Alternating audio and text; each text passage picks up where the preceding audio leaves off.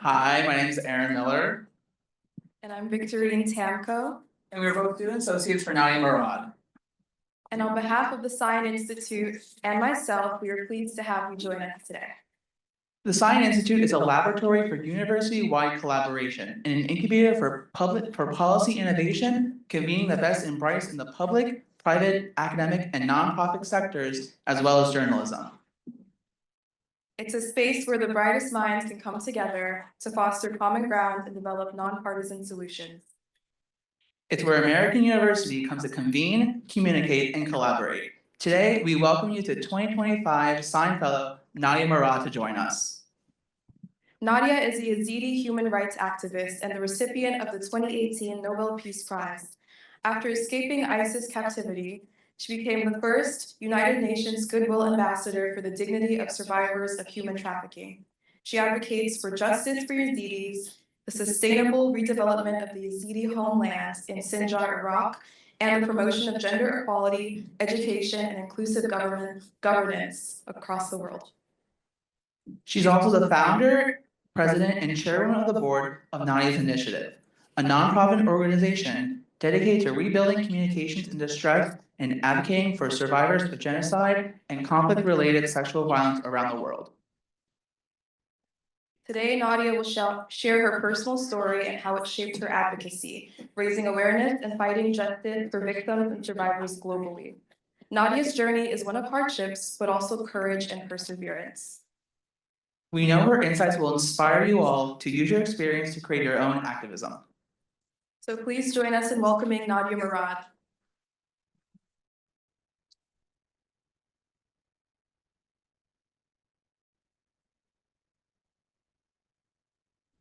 There you can sit. It's your show. Okay, so I think I'll be here. Well, thank you so much for having me, Sine Institute, Amy, and the team for the opportunity. I'm so grateful, as always, for the opportunity to share my story and my work with all of you. And I'm so happy to be back at AU. I see some familiar faces from sociology to other majors, and it's just amazing to be back here.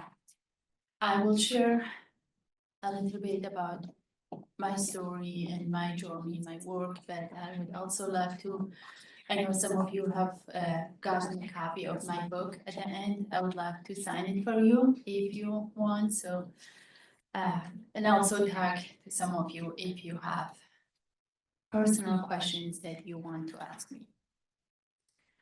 So I think I will start by saying that my current life, I'm an activist, raising awareness about conflict-related sexual violence, supporting communities after genocide, and advocating for justice and accountability for survivors in Iraq and around the world. It was not a life that I could have ever imagined for myself 10 years ago. In August of 2014, I was working on our family farm with my mom and 10 siblings. And that summer, it was supposed to be a very special one for my family because I was preparing for my final year of high school. I was the youngest of 11, raised by a single mother, but I was also the first one in my family to attend high school. So it was something really big for them. But every day we heard news that ISIS was getting closer to us, and I don't know how familiar some of you are with the story of ISIS and their crimes against Yazidis and other minorities in Iraq and Syria and even and in many other places in Europe.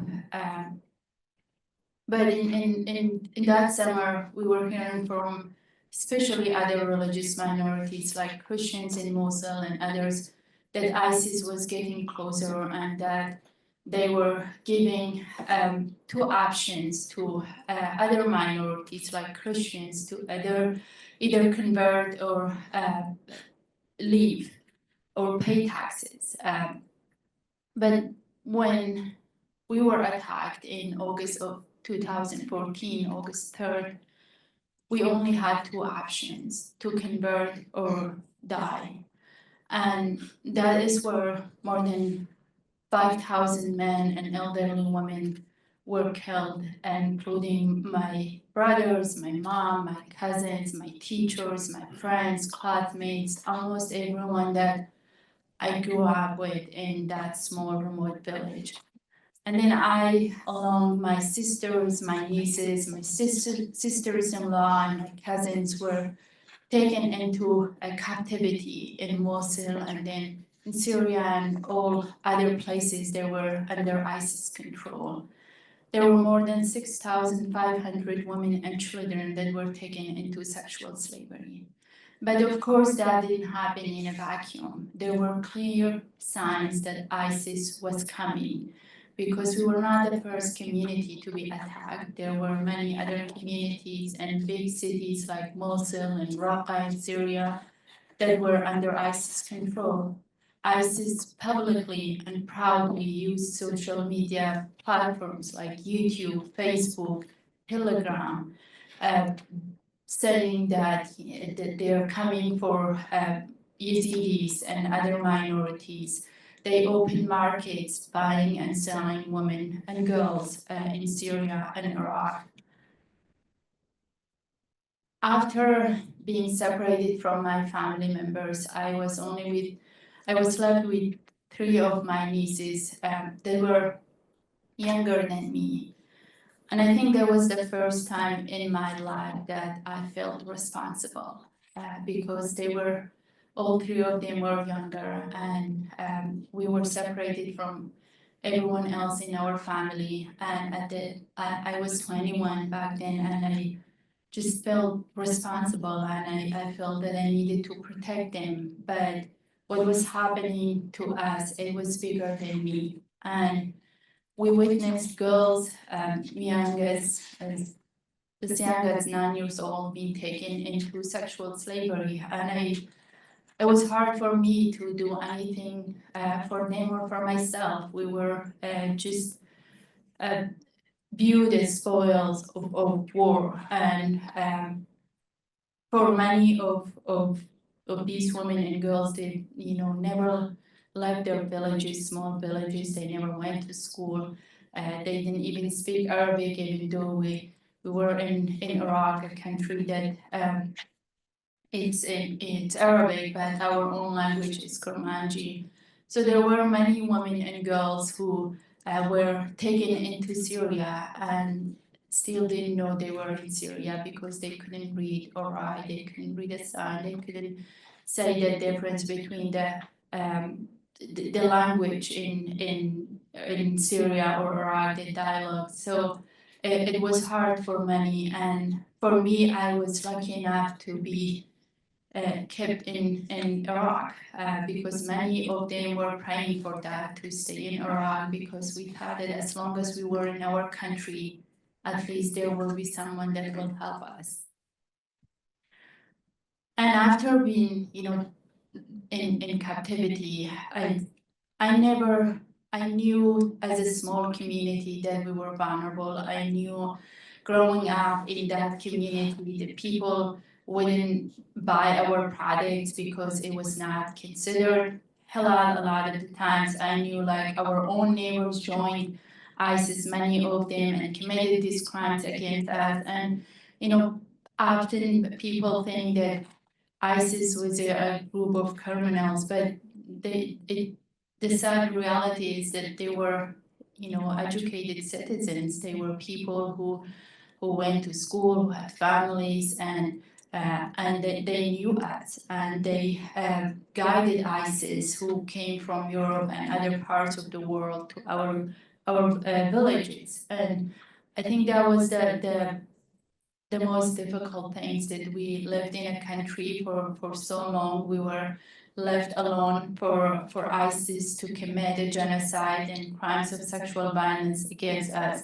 My village was surrounded by ISIS for 2 weeks, and we had our phones, and we were calling everyone and our own government, the international community, saying that ISIS is coming to the main hall in the village, asking people that we either convert or they will kill us, do something. And there were around 2,000 people in my village, and nothing was done until the last day that ISIS committed genocide. So it was really public, something that the world saw it. And for me, after surviving ISIS captivity, my world became a refugee camp, a displacement camp in Iraq, because our homeland was still under ISIS control. Some of my family members who survived were also in the camps. And now I had to wait in the line for food and clothing. And that was not I was expecting after surviving rape and genocide, and after leaving so many people, loved ones behind in captivity, I wanted to be able to tell their stories to the world. But as someone who grew up in Iraq, and I know this is not unique to Iraq, but especially in Iraq, you know, rape is, there's just so much shame and stigma attached to rape. And when I survived, I really wanted to share my story because I just could not stop thinking about my nieces and my friends who were being bought and sold on a daily basis in captivity between Syria and Iraq.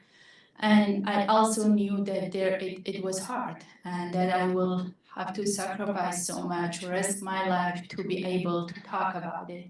But there were also people who were telling me that I can talk about some parts of my story. You know, how ISIS come and killed the man and destroyed the homeland and everything, but not talk about rape.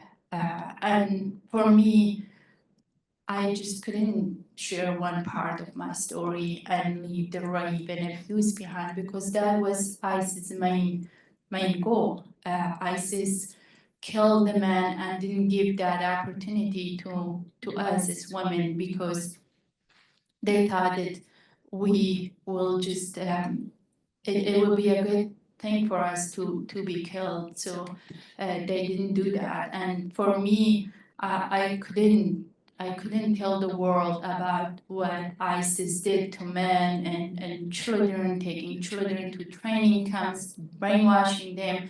I had to also share my own part of being a woman, taking from my own homeland, my own family, being raped and bought and sold just because I was a woman.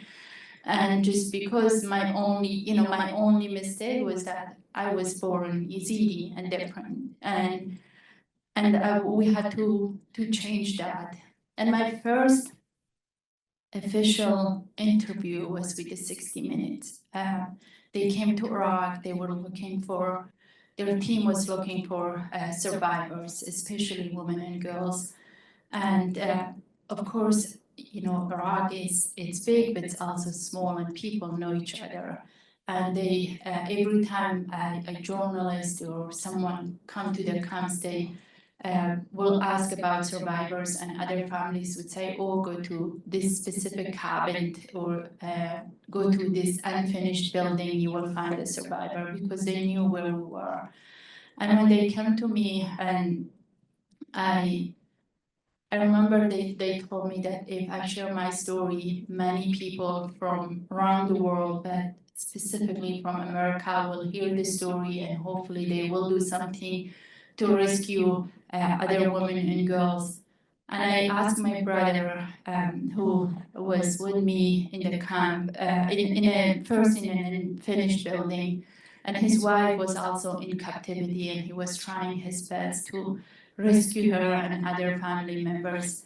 And he told me it's dangerous, you know, because he knew that if I talk about rape, the shame is not going to be just on me, but it's going to be on my entire family, or sometimes your entire tribe, your village, and your cousins, your nieces, everyone is impacted by your story. But he also said, but our family members who are in captivity, if ISIS see any of this, they will harm them.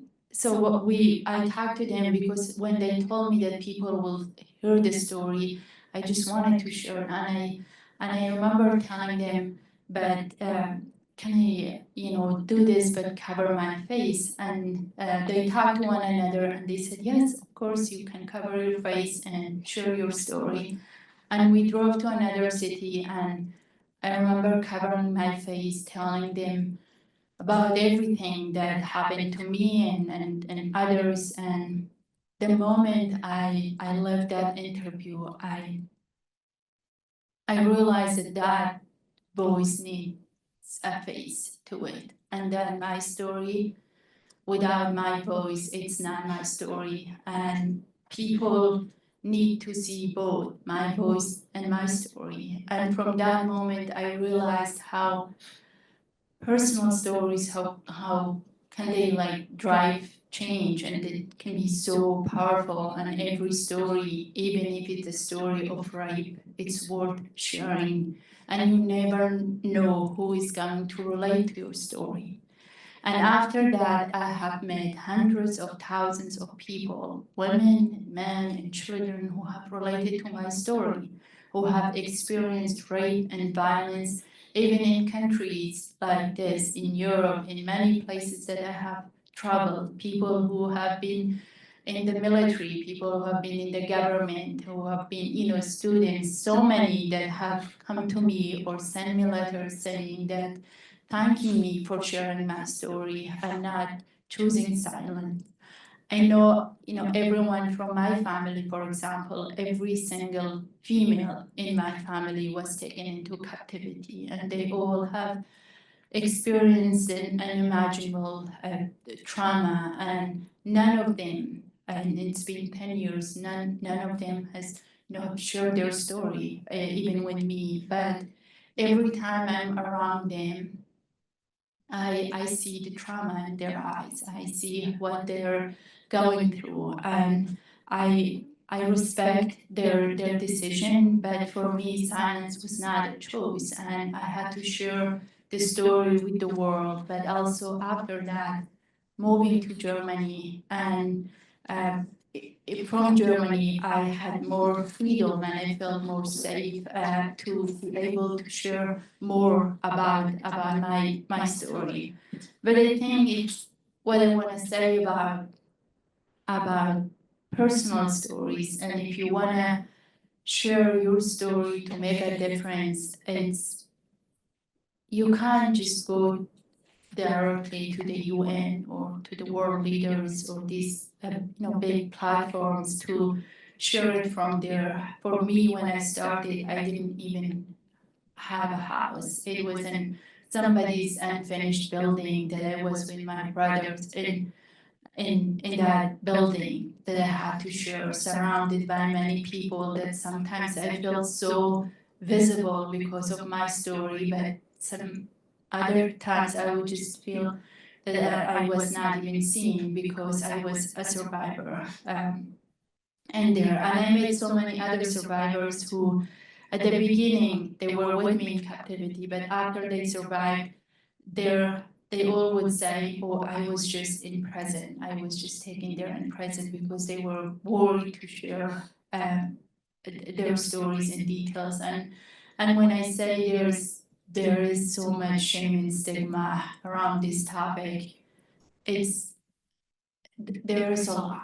And it is dangerous. It's especially in countries like Iraq. I grew up with a lot of stories of honor killings and stories of women who, women like my mother who, had to fight the stigma of divorce for so many years just because she was divorced. My sister and so many other women that, the government and the law didn't protect women and didn't support women to share their parts of of what happened to them. It was the law and the government was always on the side of men. And I think that's why when we look at how rape has been used as a weapon of war, it happens the way, if the way we treat women in times of peace, it has a huge impact on how women will be treated in times of conflict. And people like ISIS, they know this so well. They know that women in times of peace are so vulnerable and not protected by government or the communities. And that is why they are the easiest target for them. But I don't know if you were there at the panel 2 days ago that I also mentioned how it is through rape that armed groups and ISIS and terrorists can leave a legacy on the communities they attack. It's not always the through murdering people and destroying buildings and cities, but it's mostly through rape. Because right now, when I look back and when I'm with my family and we talk about my 6 brothers who were killed and my mother, now we smile. Their memories bring us joy and peace, and we have their photos hung all around. We talk about home, we visit Iraq when we can, but it's not like we will never be able to talk about what happened to us in that way. And my family members, the females especially, will never be able to do that because of the way they grew up there and how they had to be always careful as women, whether many women who were in relationships that it was not what they wanted, but they couldn't get a divorce because of the shame and stigma. And that is where ISIS took advantage, and many other groups like Boko Haram and others. But after meeting so many other survivors when I visited, for example, Ukraine, that right now when we talk about Ukraine, we focus a lot on the military issues and the support that the Ukraine need. But there were more than 7,000 women and girls who have been sexually abused during the war. And that was more than a year ago that I was there, and the war is still ongoing. When I was in September of last year in Kosovo, and I met survivors who were in their 70s that have never publicly shared their stories again because of the shame and stigma. And more than 25 years ago, it's been more than 25 years ago during the last war in Kosovo, and only one person has been held accountable so far for rape and crimes against humanity. But we also have to look at how, when it was not a long time ago when rape was considered as a war crime. It was not even considered as a war crime. It was seen as a small side effect of war. But it's no longer like that today. If you look at many conflicts in DRC, in Sudan, in Ukraine, and many other places, it's a weapon of war that is being deliberately used to destroy communities. But from each community and country, I have met survivors who are using their voices and stories to help others.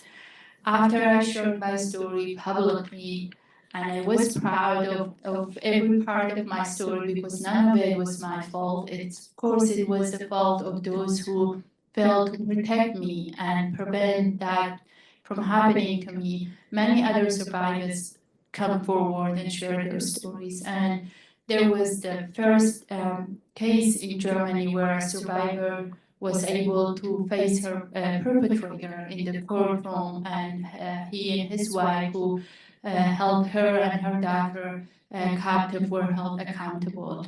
So we are seeing progress because of the stories of survivors. And I also want to say that it's not been easy.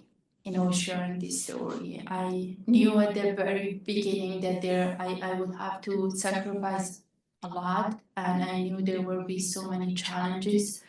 And even after I founded my organization, and at the beginning, all I wanted to do was to share my story, to help other women and girls, and to prevent this from happening again. But as someone who lived in the refugee camps, I also knew how unstable it was to keep people in refugee camps, and that we needed a better long-term solution for displaced people to go back and rebuild their lives. And that's where I founded Nadia's initiative, and in the other future seminars we'll be able to talk more about the work of nonprofit organizations and how communities and grassroots organizations are doing the work, and survivor-centric taking survivor-centric approaches to be able to help communities to go back and make sure that we are a part of the conversation, and we have a saying, because for so long in Iraq, for example,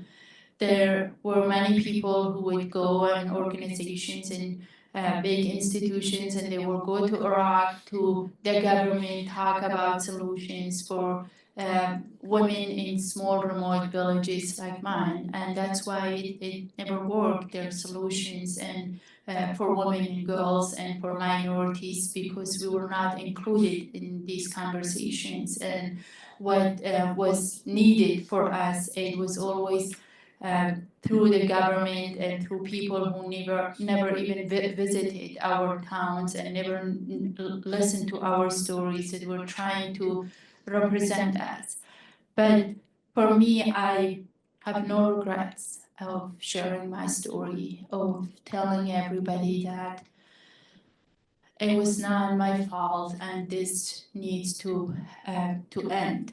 Rape as a weapon of war. We have to look at it. We must hold perpetrators accountable. That's the only way we can, I believe, we can prevent it, because when we hold perpetrators accountable for such crimes, we are sending a clear message to other groups, that if you don't think twice when you have these plans, you will be held accountable. And that's something that they don't want to experience. They're not scared of being killed, but they're scared of facing survivors in the court, in the courtroom. So that's something that I've been working on with my lawyer Malconi, with our team, with many countries in the UN, and we have made progress. But I must say that I have lost more of my family members to ISIS than the number of ISIS members who have been held accountable.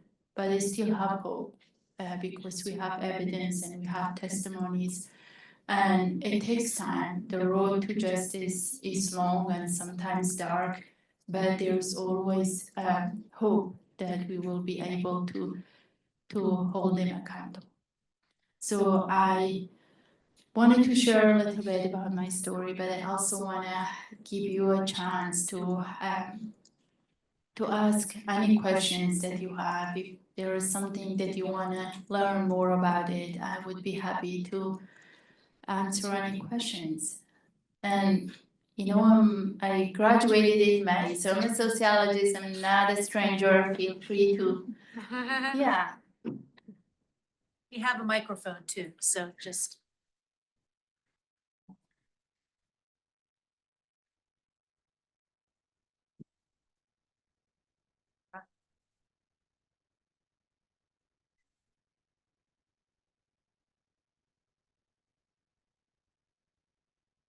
Okay, hi, I'm Noah Green. My question is revolving around the Murad Code, but so how do you think sociologists and sociological scholars can hold space and save a seat for survivors of sexual violence and survivors of war? And how could we better kind of involve the code you've been working on into our work as like scholars? Because like I'm an undergrad student, so yeah, that's my question. But yeah. Thank you so much.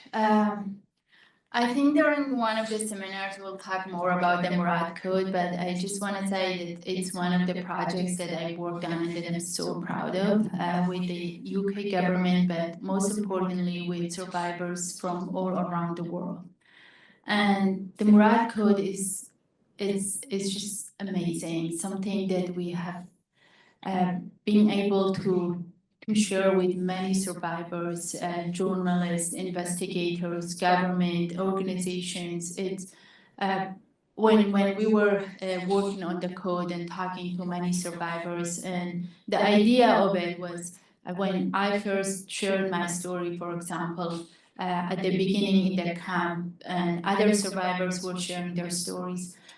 A lot of the times we didn't know what was happening to our stories or images or we will sign on documents that were not in our language. We couldn't tell what was on the document. So it made so many survivors to just stop sharing their stories because they will have this promise that their names or faces will not be shared, and then next day it will be out there.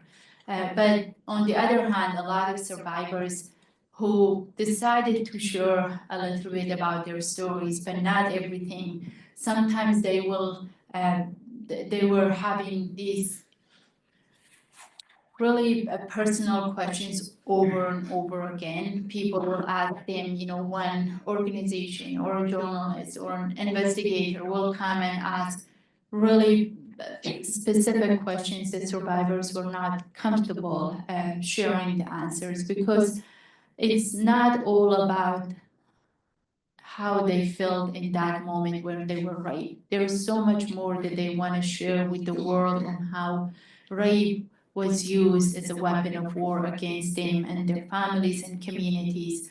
But they will find themselves in that position over and over again to answer questions that other people wanted to know more about it, and specific questions. So they stopped sharing their stories, and without their stories and testimonies, it's hard to hold perpetrators accountable because we need their testimonies. So that's where we work on the Murad Code, and we have translated to so many different languages. When I was in Ukraine, in Kosovo, I went to different women's centers for survivors.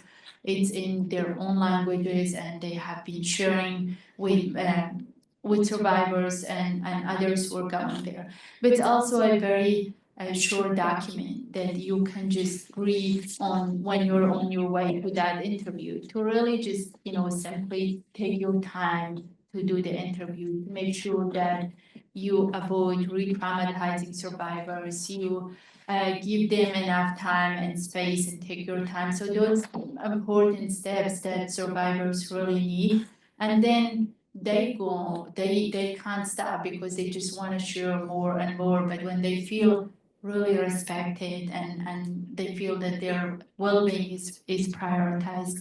And for sociologists and for universities, and I think it's really important because you will go out there, you never know who you're gonna face in the future, and you will go out there and meet people and survivors, and if you go work with, for example, governments or the UN or nonprofit organizations, it's inevitable, and you will see them in your work, and you will talk to them.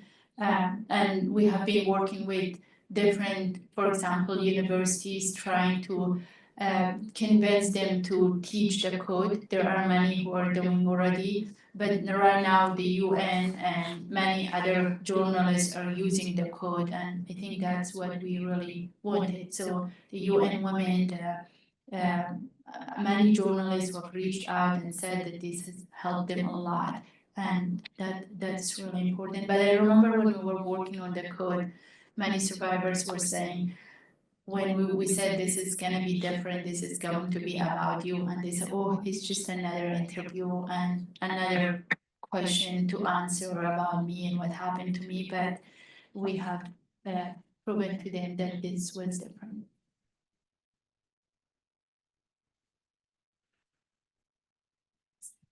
Yes.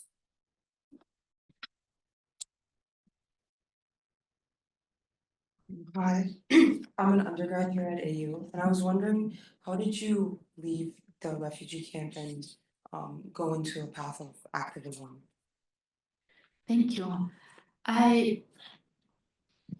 I said at the beginning, when I talked to the 60 Minutes and others, I was still in the camps. And then we suddenly heard that there was a special project by one of the German states, Baden-Württemberg, to take 1,000 survivors, women and children, to Germany to give them psychological support, safety, and education. And when we heard about that opportunity, me and my sister, we were just so desperate, and we needed somewhere safe to be able to heal and recover and get the support we needed.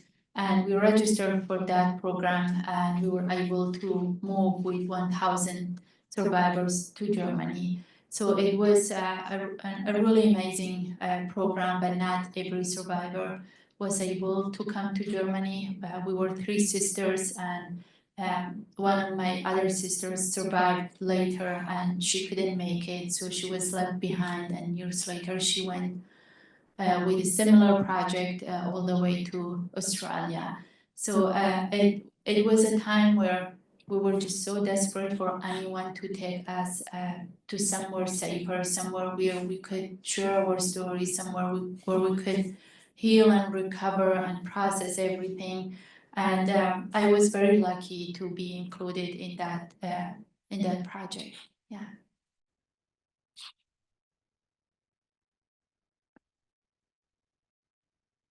Hi Nadia. I was wondering if in your research you found that there's an increase in the trend towards sexual violence being used as a weapon of war, and if so, if you know anything about why that might be the case or why it isn't. So what you mean if there is an increase in the use of Yes. I mean, recent reports from by the UN is saying that sexual violence during war has gone from bad to worse in recent years, and that's what the UN has been saying in the past few months, and it's really bad. Unfortunately, despite sharing our stories over and over again, and I think this is also one of the reasons that I can't to stop, and other survivors cannot stop, because it is happening right now in the DRC, where I was with some people from Congo 2 weeks ago, and they were saying how women are being raped in their tents in refugee camps, but they have to live in their tents. They don't have anywhere else to go. So imagine, someone, and all these women there who are being raped, and they have to live and take care of their children in the same space that have been raped in. And in Ukraine, for example, where the war is ongoing, but also in other parts of the world, like Colombia, where it happened long time ago, or Kosovo, and many of these survivors have never received any forms of reparations, which is really sad, because they didn't receive justice and accountability, but also recognition from their own government, reparations. And I'm sorry to say that based on what the UN has shared, it's coming from bad to worse, because we have failed to hold perpetrators accountable over and over again. And as long as we look at it as a side effect of war, it's going to repeat itself over and over again.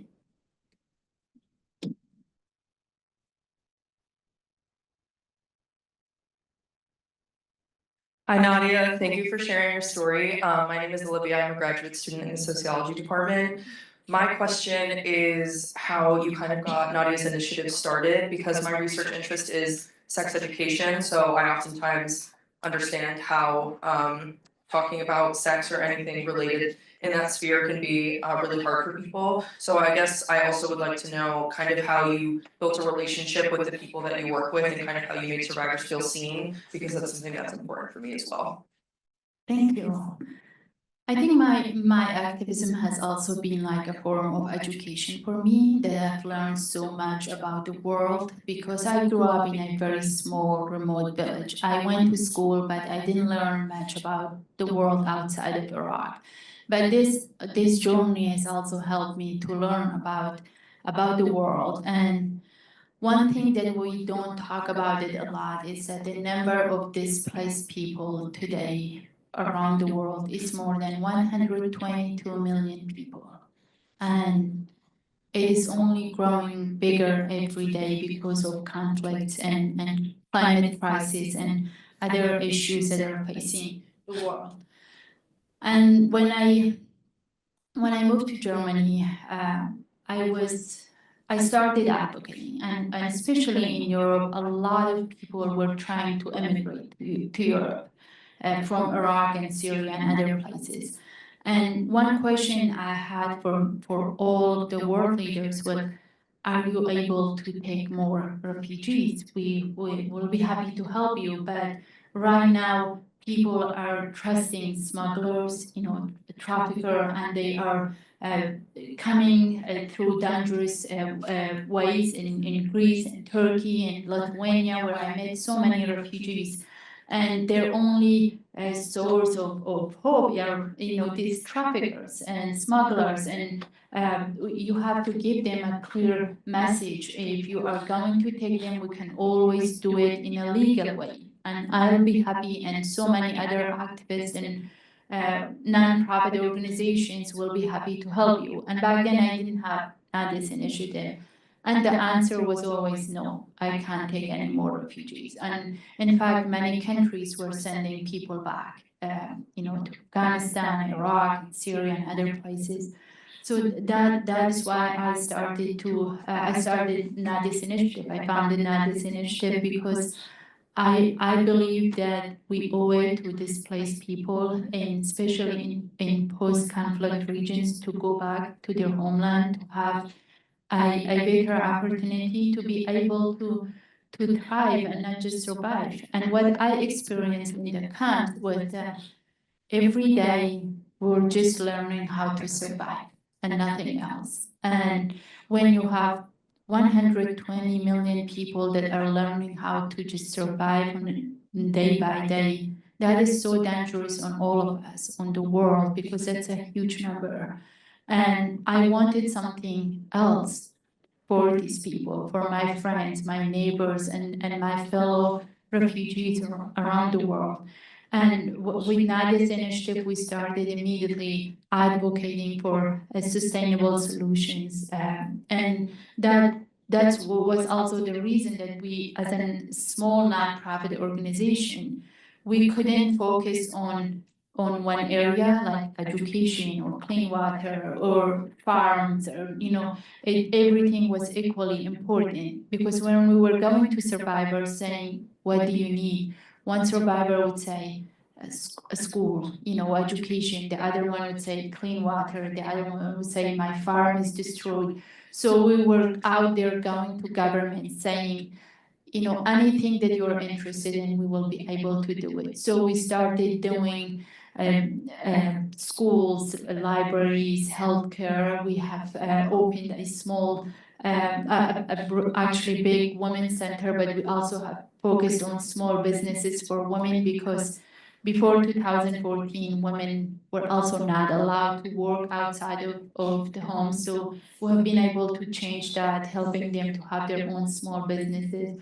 But as one person in one organization, it's hard to do it all. The work, it's the need is huge, and it requires the international community support, our own government support, and the support of all of you to focus on staying. It's enough. We can't just keep people in the camps forever. Generations of people have lived in these camps.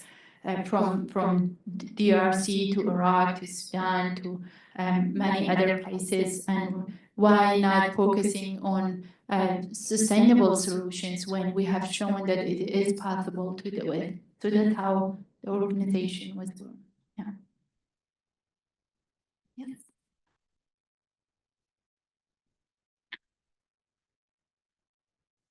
Hi, so nice to meet you. As a Latin American, the last 16 days have been exhausting.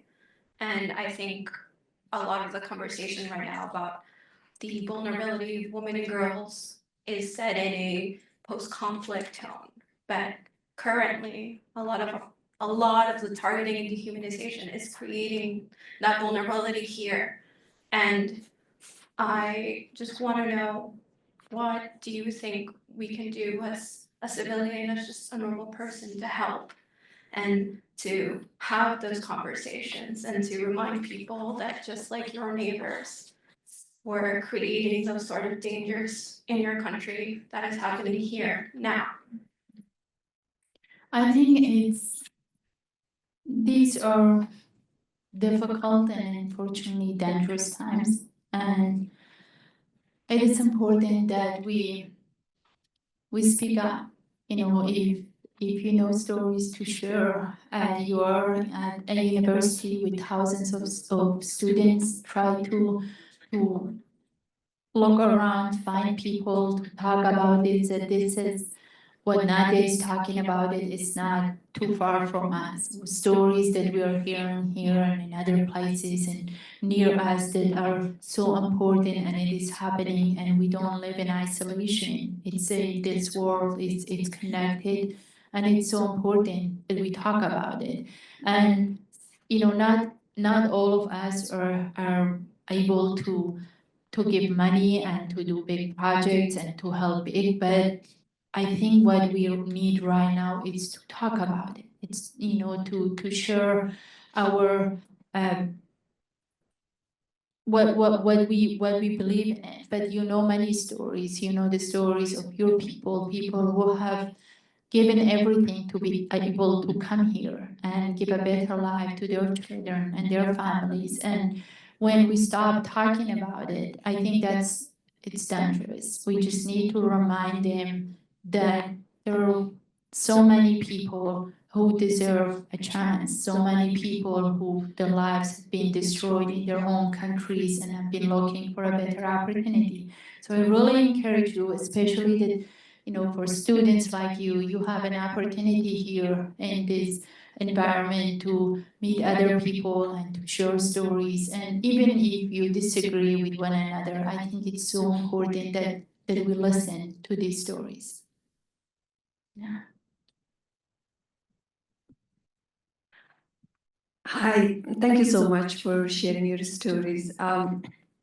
It's definitely a true definition of encouragement and bravery. I've grown up in Afghanistan, and when you hearing your stories, I couldn't help but thinking of all the women that are currently being kept captive in the whole country. And my question is, what are the best way to share these personal stories to be heard? As you mentioned, we can't go to UN or big medias. So what are the best way to start sharing these stories? Thank you. Thank you. Well, I think if you follow me on social media like on Instagram, which you should, okay. But you will see, photos of me with at the UN or with world leaders or religious leaders and meetings, and I just want you to know that there's so much more work that goes into these meetings and conferences behind the scenes, and not every meeting is productive, and you walk out of many of these conversations feeling that you are not even listened to. But it's so important to go and be present and remind them. And I think the beginning of my speech here was that you can't just focus on the UN. You have to start whenever you are, even if you are in a displacement camp, if you are in a building that is unfinished, surrounded by strangers. Start with your roommate, your professor, your classmate, anyone that is interested to listen to your story. That's how I started. I think the first time I shared, I didn't even knew anything about the UN. or the international community or how all these things work. So I didn't even knew an activist in my life, but I had to do it my way. I knew my story. I knew what was happening in my country, in my community, to my friends, and I was just talking to anyone who was respectful and eager enough to listen. And I encourage you to do that, because when you find these people, you find your people who believe in you, who want, to listen and help. They will also help you to make it there, to be at the UN and have these big platforms to share your story. So don't miss those small opportunities, because those are the best, and those are the small ones, and the ones that are more private are the ones that shape you as an activist. Yeah. Thank you so much for joining us today. Can we get a round of applause, please?